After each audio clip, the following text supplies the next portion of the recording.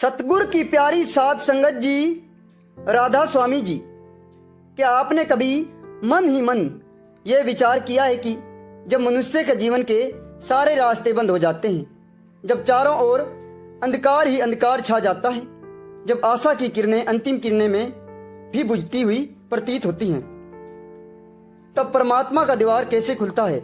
आज की ये दिव्य साखी एक ऐसे ही युवक अमन की है जो पाप, नशा, भ्रम और अधर्म के अंधेरे में इतना डूब चुका था कि उसे स्वयं अपने अस्तित्व से घृणा होने लगी।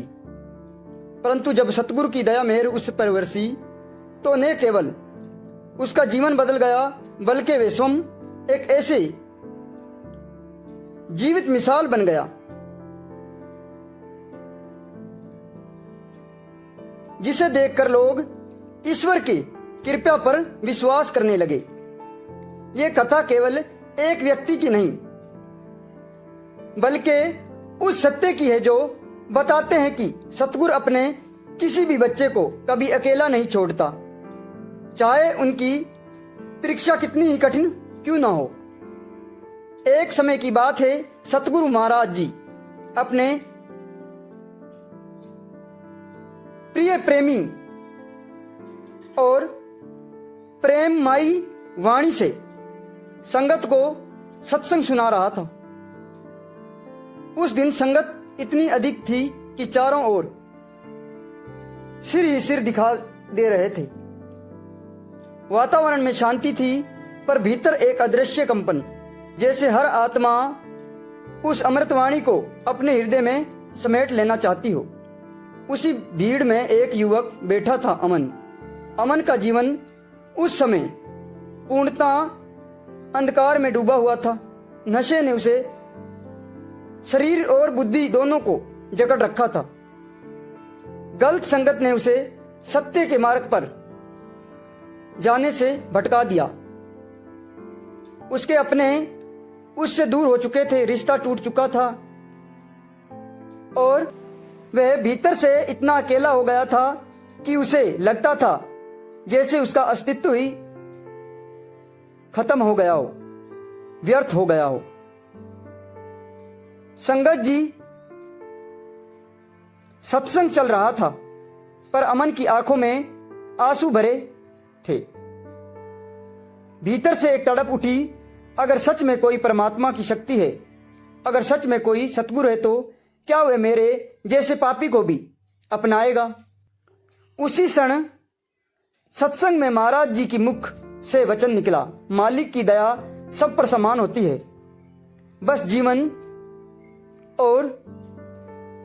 बस जीव को एक बार सच्चे मन से पुकारना की देरी है। जिस पर गुरु का हाथ पकड़ा जाए उसका कोई बाल भी बांका नहीं कर सकता। ये शब्द सीधे अमन के हृदय में उतर गए। उसे लगा जैसे ये वचन केवल उसी के लिए बोले गए हों। तभी सतगुरु की दृष्टि क्षण भर के लिए उसकी ओर उठी। वे दृष्टि साधारण नहीं थी, उसमें करुणा थी, अपनापन था और एक अनकहा एहसासन भी था। जिसे दुनिया ठुकरा देती है उसे गुरु सबसे पहले गले लगाता है। अमन का शरीर कांप उठा, उसके भीतर कुछ टूट रहा था। शायद उसे अहंकार, शायद उसका अपराध बोध। सत्संग समाप्त हो गया, पर अमन ने वहीं बैठा रहा। उसे अपनी मां की याद आने लगी, जिसे उसने नशे में घर से निकाल दिया था। उसे अपने पिता का चेहरा याद आ रहा था, जो बीमारी में तड़पते हुए दुनिया छोड़ गया। वह सिसक उठा। रात को जब वह सोया तो उसे एक अद्भुत स्वप्न आया। चारों ओर घना अंधेरा था और सामने एक तेजस्वी श्वेत प्रकाश। उस प्रकाश से एक करुणा वाणी आवाज आई, अमन, यदि मुझे पाना चाहते हैं तो पहले अपने अहंकार और अपनी बुरी आदतों को त्याग करना होगा। अमन घबरा कर उठ बैठा। उसका शरीर पसीने से भीग चुका था। पर हृदय में एक अनोखी शांति थी। सुबह होते ही वे डेरे पहुंचा। उसने सेवादार से विनती की, मुझे बाबा जी से मिलना है। सेवादार मुस्कुराया और बोला, बेटा, उनसे मिलना आसान नहीं है, पर उनकी मेहर हो जाए रास्ता स्वयं बन जाता है। अमन निराश होकर एक पुराने बरगद के पेड़ के नीचे बैठ गया और आंखें बंद कर सिमरन करने लगा। घंटे बीत गए, तभी एक बूढ़ा फौजी वहां आया। उसके कंधे पर हाथ रखा और बोला, बेटा, बहुत भारी बोझ लेकर आए हैं, तू चिंता मत कर, वे सब जानते हैं। इतना कहकर वे अचानक ओझल हो गया। अमन स्तंभ रह गया। तभी डेरे की घंटी बजी और सेवादार दौड़ते हुए आए। अमन, बाबा जी ने तुम्हें बुलाया है। अमन के कदम कांपने लगे। वे धीरे धीरे भीतर गया, कमरे में प्रवेश किया। उसे चंदन और गुलाब की सुगंध महसूस हुई। भीतर एक शांति, नूरानी आभास में सतगुरु विराजमान था। अमन उनके चरणों में गिर पड़ा। महाराज जी ने प्रेम से कहा, उठ बेटा। उनकी आवाज में ऐसी सुकून थी मानो बरसों की प्यास बुझ गई हो। अमन रोते हुए बोला, मैं बहुत बुरा इंसान हूं, क्या मैं बच सकता हूं? सतगुरु मुस्कुराया, बुरे कोई नहीं होते, बस कुछ लोग रास्ता भटक जाते हैं। उन्होंने जैसे ही उसके सिर पर हाथ रखा, अमन को लगा जैसे भीतर कोई अग्नि जल उठी हो, पर वे जलन नहीं, शुद्ध की अग्नि थी। उसे लगा उसका सारा अंधकार धुएं की तरह बाहर निकल रहा है और फिर वे अचेत हो गया। जब उसकी आंखें खुली, वह फिर से उस बरगद के पेड़ के नीचे बैठा था और पास वही बूढ़ा फौजी बैठा मुस्कुरा रहा था। मुबारक हो बेटा, अब तू उनका हो गया है। बूढ़े फौजी की शब्द अमन के हृदय में गूंजते ही रहे। मुबारक हो बेटा, अब तू उनका हो गया है। अमन की आंखों से आंसू लगातार बह रहे थे, पर इस बार उन आंसुओं में पश्चाताप का दर्द नहीं था। उनमें एक अद्भुत शांति, एक रूहानी सुकून और एक नई शुरुआत की चमक थी। उसे लग रहा था कि जैसे उसके भीतर एक कोई भारी पत्थर हट गया हो, उसे उसकी जगह हल्की निर्बल रोशनी भर गई हो। उस दिन के बाद सचमुच अमन का जीवन बदल गया। उसने उसी क्षण नशा, गलत संगत और हर बुरी आदत को हमेशा के लिए त्याग दिया। जो हाथ पहले पाप में लगे रहे थे, वे उसका दिन नाम सिमरन, सेवा और संगत में बीतने लगा। वे लंगर में बर्तन धोता, संगत के जूते उठाता, आंगन साफ करता और हर छोटी सेवा को वे ऐसे करता जैसे उसे कोई अनमोल खजाना मिल गया हो।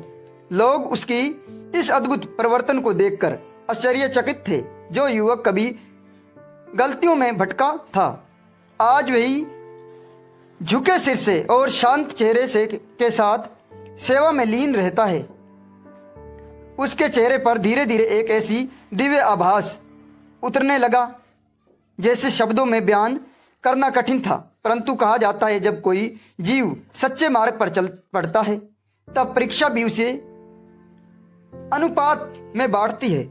एक रात अमन गहरी सिमरन में बैठा हुआ था।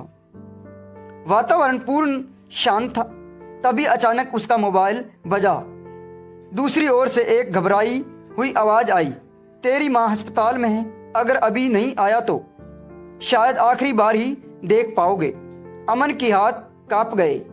उसका दिल तेजी से धड़कने लगा। वे बिना कुछ सोचे भागता हुआ अस्पताल पहुंचा। वे डॉक्टर ने गंभीर स्वर में कहा, तुरंत ऑपरेशन करना होगा, वरना बचना मुश्किल है और ऑपरेशन के लिए बड़ी रकम चाहिए। अमन के पैरों तले जमीन खिसक गई। उसके पास तो 1 रुपया भी नहीं था। वह अस्पताल के बरामदे में बैठ गया और फूट फूट कर रोने लगा। हाथ जोड़कर उसने भीतर ही भीतर पुकारा, बाबा जी, अगर आप सच में मेरे साथ हैं तो मेरी माँ को बचा लीजिए। मेरे पास कुछ नहीं, बस आपका नाम है। इतने में एक लंबा सफ़ेद दाढ़ी वाला व्यक्ति उसके पास आया। उसने बिना कुछ बोले एक लिफाफा उसके हाथ में रख दिया और शांत भाव से आगे बढ़ गया। अमन ने कांपते हाथों से लिफाफा खोला। उसमें उतने ही पैसे थे जितने ऑपरेशन के लिए जरूरी थे। वे तुरंत उठकर उस व्यक्ति को ढूंढने लगा, पर वह कहीं दिखाई नहीं दिया, जैसे हवा में विलीन हो गया हो। अमन समझ गया ये दया मनुष्य की नहीं थी, यह तो दया की गई थी। ऑपरेशन सफल हुआ, माँ की जान बच गई। डॉक्टर स्वयं हैरान था कि इतने गंभीर हाल के बाद भी सब कुछ ठीक कैसे हो गया। पर अमन जानता था ये किसी दवा का काम नहीं, कृपया का असर है। उस रात उसे फिर एक अद्भुत स्वप्न आया। उसने देखा वे एक ऊंचे पे पहाड़ की चोटी पर खड़ा है। नीचे गहराई, अंधेरी खाई इतनी भयानक कि उसे देखकर ही रूह कांप जाए। तभी आकाश में एक आवाज गूंजी, अगर आपने गुरु पर सच्चा विश्वास है तो छलांग लगा दीजिए। अमन का शरीर कांप उठा। उसका मन ने कहा, मत कूद, मर जाएगा। पर उसके दिल की गहराई से एक धीमी आवाज आई, डर मत, गुरु अंग संग है। अमन ने आंखें बंद की, गुरु का सिमरन किया और बिना सोचे उस खाई में छलांग लगा दी। पर आश्चर्य, वे गिरा ही नहीं। उसे लगा जैसे किसी अदृश्य शक्ति ने हवा में ही उसे थाम लिया था। जब उसने आंखें खोली तो देखा वही सुरक्षित धरती पर खड़ा है और सामने गुरु मुस्कुरा रहा है। वह बोला, अब तू हर डर से आजाद है। अमन रो पड़ा और उसी क्षण उसकी नींद खुल गई। सुबह होते ही उसे एक खबर मिली जिसने उसके रोंगटे खड़े कर दिए। जिस नशे के गहराई के साथ वे पहले जुड़ा हुआ था, उनके दो साथी आपसी लड़ाई में मर गए थे और तीसरा पुलिस के हाथ लग गए थे। अमन के मन में बिजली सी कौंधी। अगर मैं उसी राह पर होता तो आज मेरी लाश भी वहीं पड़ी होती। उसकी आंखें भर आई। उसने सिर झुकाया कर कहा, दाता, आपने सचमुच मुझे मौत के मुंह से निकाला है। वह भागता हुआ डेरे पहुंचा। बरगद के पेड़ के नीचे वही बूढ़ा फौजी बैठा था। अमन ने उसे देखते ही पूछा, अब मुझे क्या करना चाहिए? फौजी मुस्कुराया और बोला, अब तू खुद एक चिराग बना है और दूसरों का रास्ता दिखा। उस दिन अमन को समझ आ गया कि उसका जीवन अब केवल उसका नहीं रहा, वे एक मिशन बन चुका था। भटकी हुई आत्माओं को प्रकाश की ओर ले जाने की मिसाल। और सचमुच उनके पूरी मन में से सेवा शुरू कर दी। वह पहले से भी अधिक विनम्र हो गया। कोई उसे कुछ कहता, डांट देता या अपमानित कर देता, वे बस मुस्कुराता रहता। उसके भीतर अब प्रक्रिया नहीं, केवल स्वीकार था। लेकिन संसार की परीक्षा अभी समाप्त नहीं हुई थी। एक दिन अचानक डेरे में हलचल मच गई। दान पेटी से बड़ी रकम चोरी हो गई। जांच शुरू हुई तभी किसी ने कहा, कल रात मैंने अमन को दान पेटी के पास देखा था। बस इतना सुनते ही शक की उंगली उसी की ओर उठ गई। लोग फुसफुसाने लगे, पहले भी गलत काम करता था, आदत कहाँ जाती है। पुलिस बुला ली गई। अमन के हाथों में हथकड़ी डाल दी गई। अब आश्चर्य की बात यह थी कि अमन बिल्कुल शांत था। उसने कोई सफाई नहीं दी, बस मन ही मन कहा, दाता, अगर इसमें भी आपकी रजा है तो मुझे मंजूर है। उसे थाने की कोठरी में बंद कर दिया गया। आधी रात थी। अंधेरा चारों ओर फैला हुआ था। अमन फर्श पर बैठा सिमरन कर रहा था। तभी उसे लगा कोई पास बैठा है। उसने आंखें खोली, वही बूढ़ा फौजी। फौजी ने शांत स्वर में कहा, घबराना मत बेटा, सुबह सच का सूरज निकलेगा। अमन मुस्कुरा दिया। उसे विश्वास था कि सचमुच सुबह होते ही असली चोर पकड़ा गया होगा। वह डेरे का ही एक पुराना सेवादार निकला। अमन को सम्मानपूर्वक रिहा कर दिया गया। शर्मिंदा थे वे, उसके नज़र नहीं मिला पा रहे थे, पर अमन ने किसी से शिकायत नहीं की। उसने बस इतना कहा, किसी का दोष नहीं। यह भी गुरु की सीख थी कि दुनिया की इल्जामों से बड़ा उनका सहारा है। उस दिन से संगत के नज़रों में अमन की लिए श्रद्धा और भी बढ़ गई, पर अमन के भीतर रत्ती भर भी अभिमान नहीं आया। वह पहले से भी अधिक शांत और विनम्र हो गया। जैसे जैसे उसने सिमरन गहरा होता गया, उसके चेहरे पर रूहानी नूर उतरने लगे। लोग कहते ये वही अमन है, ये कोई और नहीं। पर जो उसे भीतर से जानता था वही समझ चुका था, यह परिवर्तन किसी इंसान का नहीं, कृपया का था। संगत जी, समय बीत गया, पर अमन की विनम्रता, सेवा भाव और सिमरन की गहराई दिन प्रतिदिन बढ़ती जा रही थी। अब उसका चेहरा देखने मात्र से ही लोग के मन में शांति उतर आती। उसकी आंखों में एक ऐसी स्थिरता थी जो संसार के हलचल से अछूत थी। संगत के बुजुर्ग कहा करता था, यह युवक अब साधारण नहीं रहा, इसमें कुछ और ही बात है। पर अमन स्वयं को हमेशा सबसे छोटा मानता। वह कहता, मैं कुछ नहीं हूं, सब कुछ गुरु के रहमत पर। मुख्य द्वार पर अचानक भारी भीड़ जमा हो गई। रोना, चीखने की आवाजें आने लगी।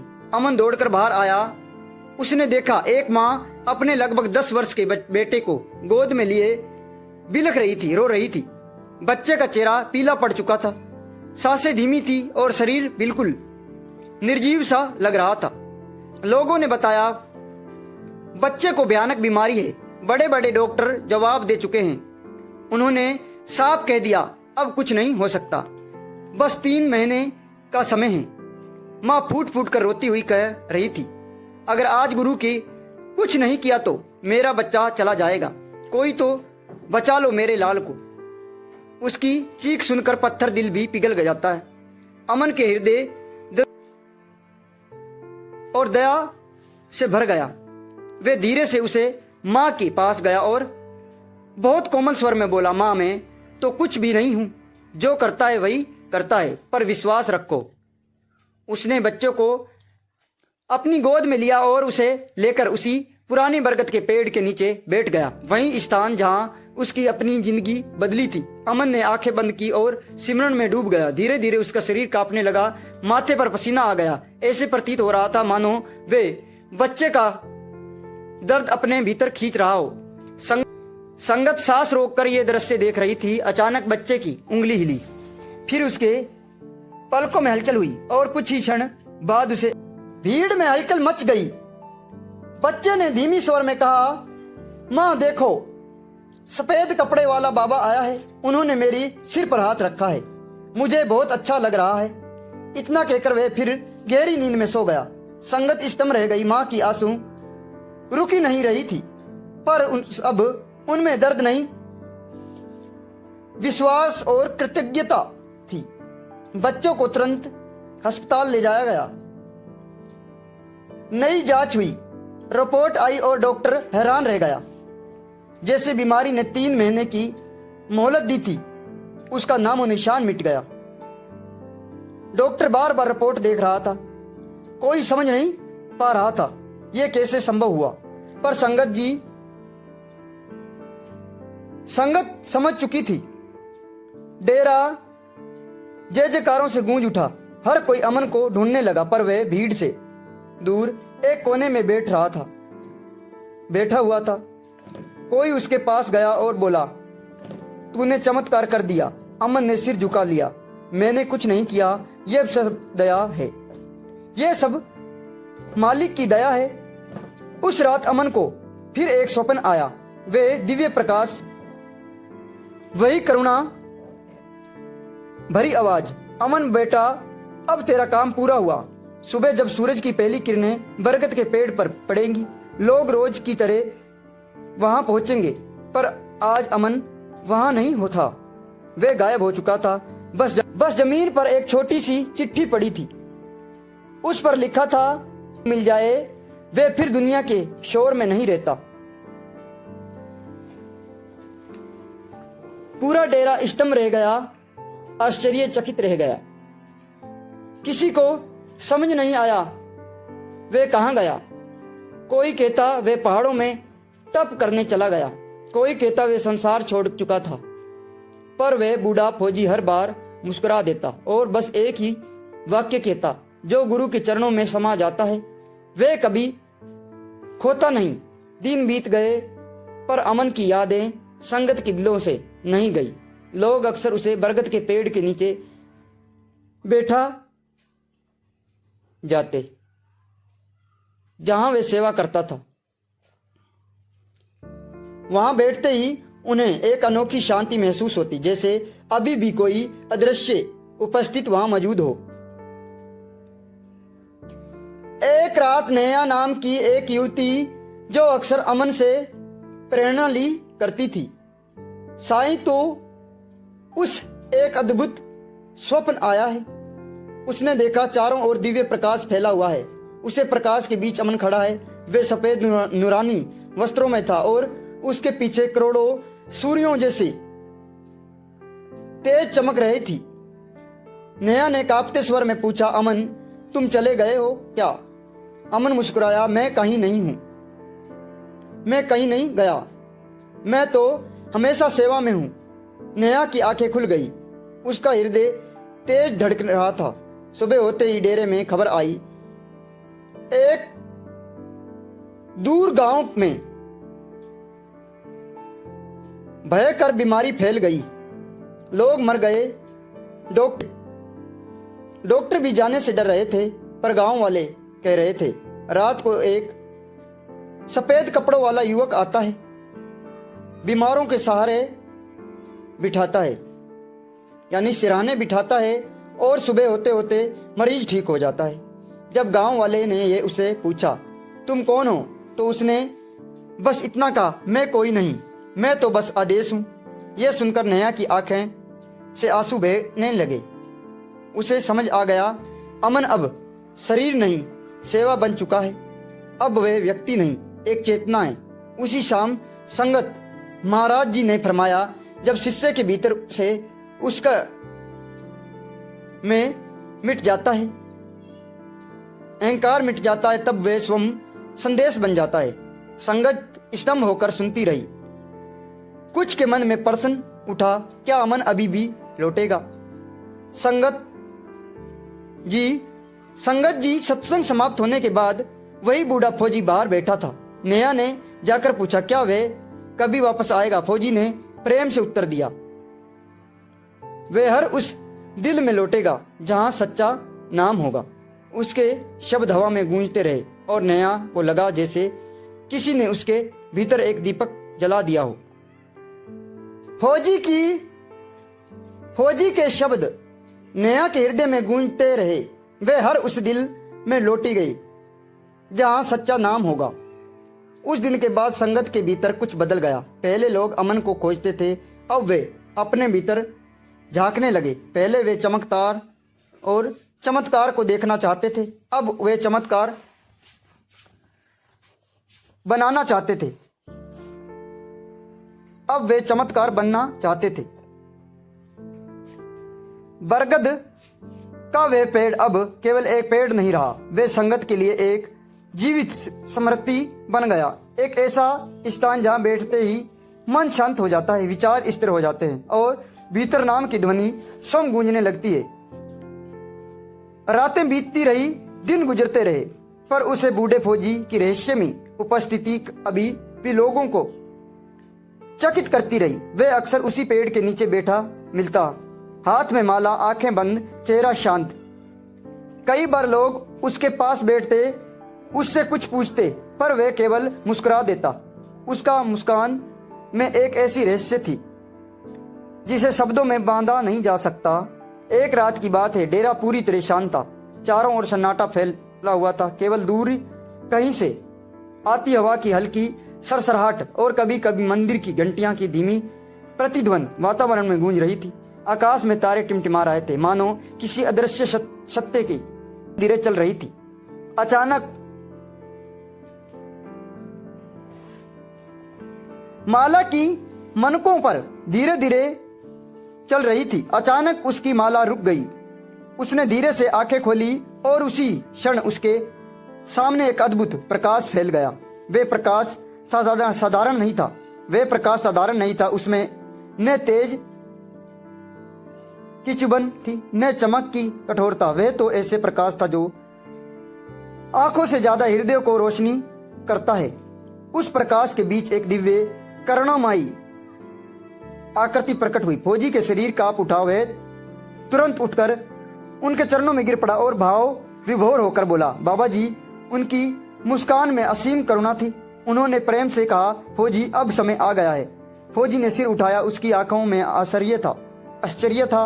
उसने पूछा, किस बात का समय मालिक? उन्होंने उत्तर दिया, उस रहस्य को खोलने का समय जो सबकी समझ से परे थे। और वे रहस्य अमन के सत्य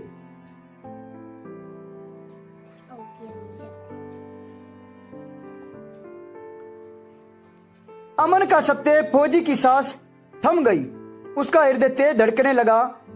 उसने धीमे स्वर में पूछा, क्या वे साधारण मनुष्य नहीं था? बाबा जी ने शांत स्वर में कहा, अमन इस दुनिया में पहली बार नहीं आया था। वे हर युग में आता है। जब जब लोग नाम से दूर होकर भटकावे में पड़ जाते हैं, तब तब वे प्रकट होता है। फौजी की आंखें विषम से फैल गई। उसकी आवाज में कंपन थी। तो क्या वे कोई फरिश्ता था? बाबा जी ने सिर हिलाया। नहीं, वे न फरिश्ता था न देवता। वे तो सेवा के चेतना है। एक ऐसी चेतना जो हर उस दिल में जन्म लेती है जो अपने में मिटा देती है, अपना मैं मिटा देती है।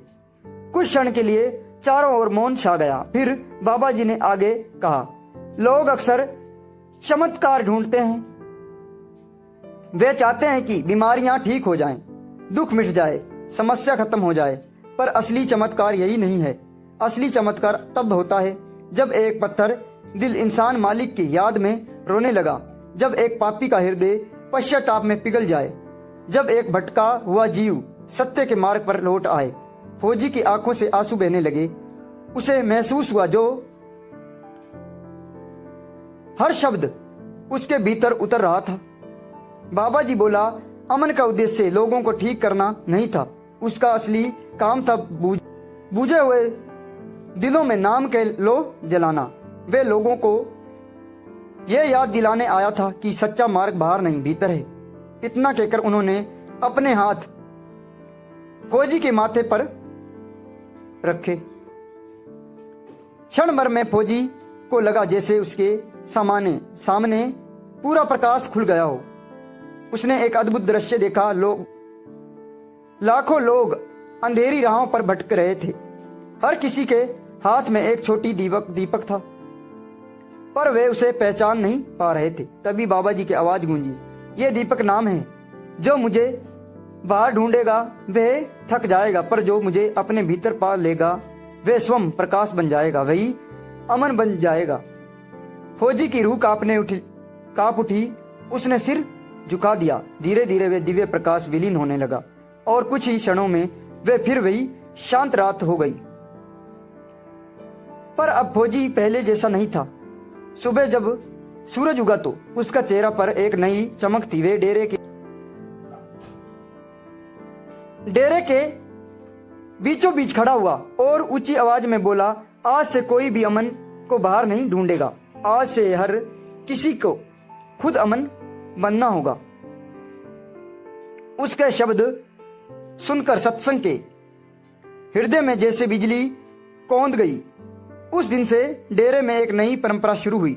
हर व्यक्ति प्रतिदिन कम से कम एक भटके हुए इंसान को सही मार्ग दिखाने का प्रयास करेंगे।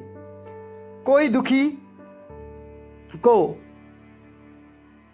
सहारा देगा, कोई भूखे को भोजन कराएगा, कोई निराश को आशा देता। धीरे धीरे पूरा वातावरण बदलने लगा। लोगों को समझ आ गई कि अमन कोई व्यक्ति नहीं था, वे तो एक अवस्था थी, एक चेतना थी, एक पुकार थी जो हर उस हृदय में जन्म ले सकती है जो सच्चे मन में से मालिक को याद रखे। समय बीतता गया पर उसके रात का रहस्य केवल फौजी के हृदय में ही सुरक्षित रहा। उसने कभी किसी को विस्तार से कुछ नहीं बताया। वह बस इतना कहता, असली चमत्कार बाहर नहीं भीतर होता है। और सचमुच जैसे किसी ने बात को समझ ली, उसका जीवन बदल गया। राधा स्वामी जी।